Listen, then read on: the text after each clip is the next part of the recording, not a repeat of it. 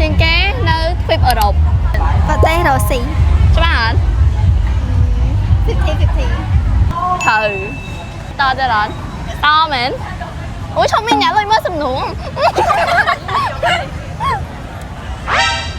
តើក្រមាខ្មែរត្រូវបានដាក់ចូលជាសម្បត្តិបេតិកភណ្ឌវប្បធម៌អរូបីនៃមនុស្សជាតិនៅថ្ងៃខែឆ្នាំណាយ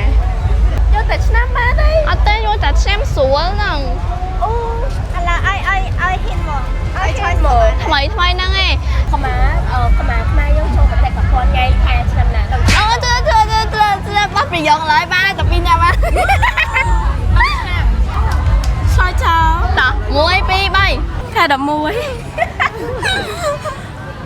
ថ្ងៃទី24ច្បាស់អត់2024ច្បាស់អត់ច្បាស់ហេអត់តែថ្ងៃ4ធ្នូចូលរួមសួស្តីផងបង